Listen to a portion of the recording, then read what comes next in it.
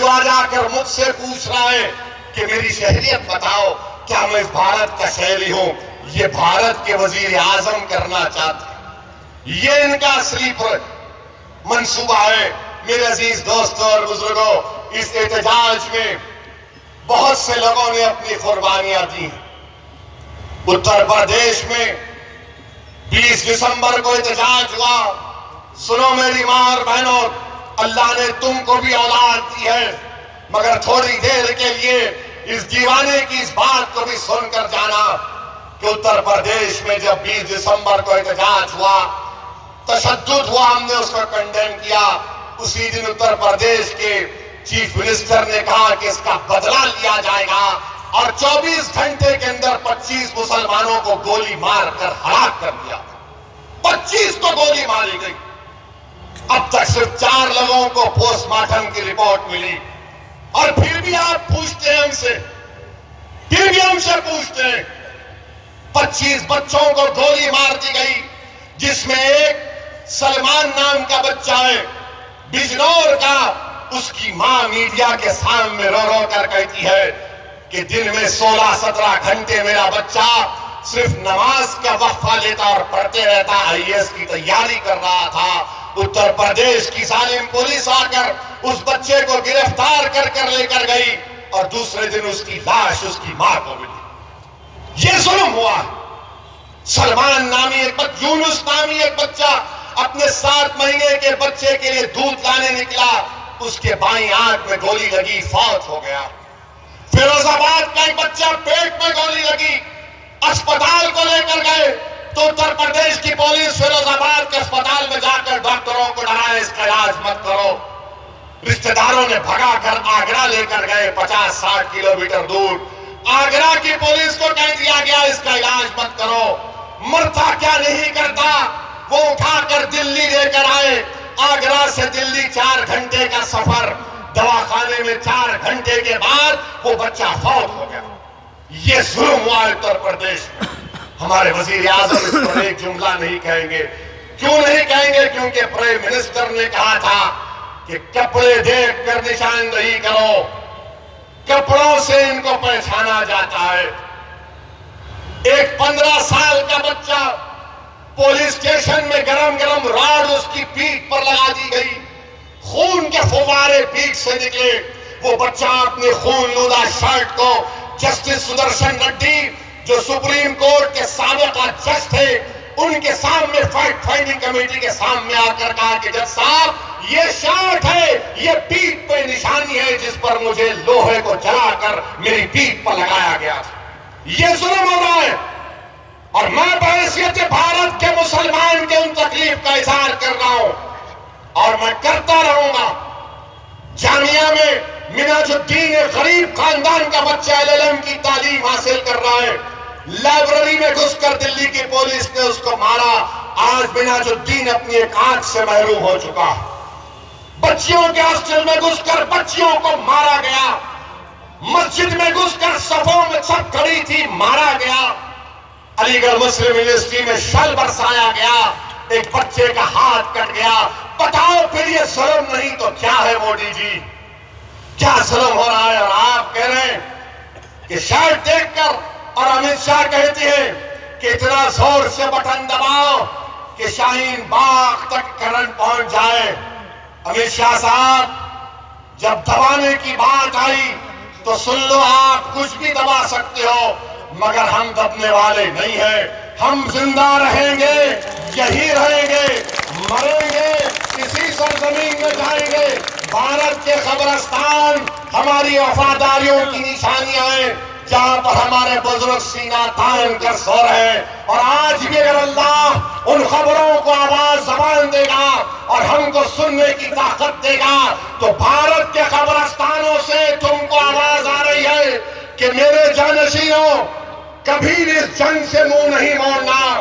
یہ تمہاری بقا کی لڑائی ہے، یہ تمہاری شناخت کی لڑائی ہے، یہ اس ملک کو بچانے کی لڑائی ہے۔ تم پیٹھ نہیں دکھانا۔ ارے اگر ہم اس دنیا میں آئے ہیں امت شاہ صاحب، ایک ہی بار زندہ رہتے ہم بار بار پلٹ کے نہیں آتے۔ ایک ہی بار جب آئے ہیں، زندگی ہے۔ اگر موت لکھی ہے تمہاری گولی پر تو تمہاری گولی کی وجہ سے میری موت نہیں ہوگی، میری موت ہوگی تو اللہ کے حکم سے ہوگی، اس لیے کہ اللہ نے قرآن میں فرمایا کل ذائقۃ الموت، ہر نفس کو موت کا مزہ چکھنا ہے۔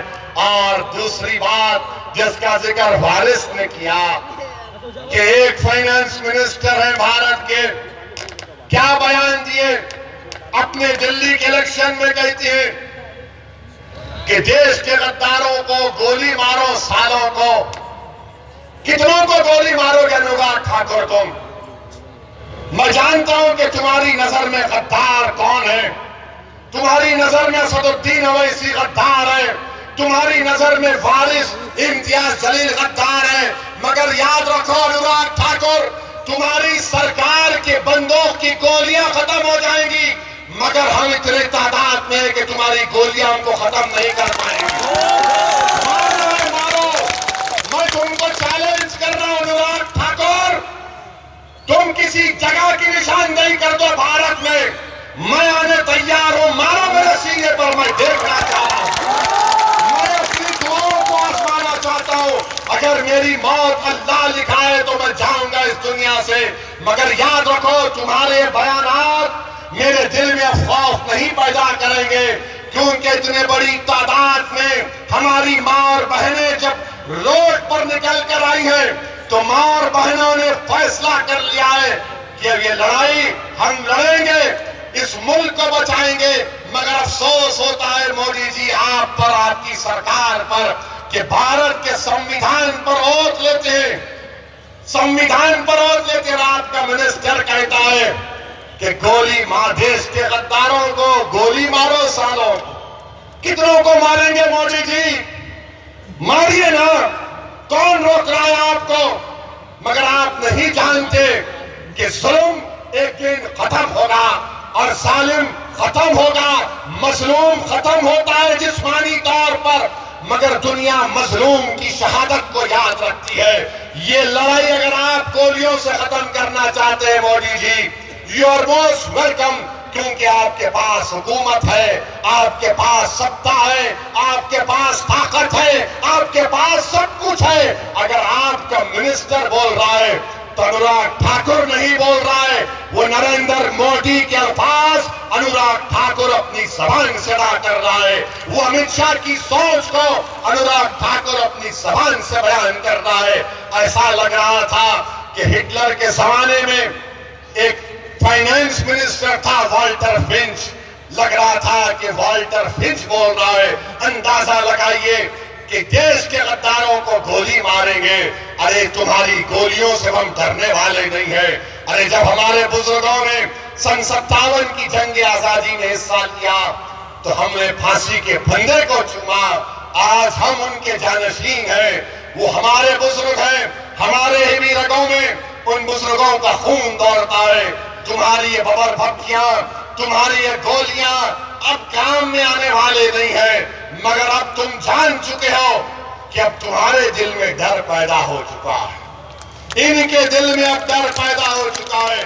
اور شاہین بار بار شاہین بار بار کہنا کہ یہ فلاں ہے، ایک کوئی کہتا ہے کہ وہاں پر ایسا ہو رہا ہے۔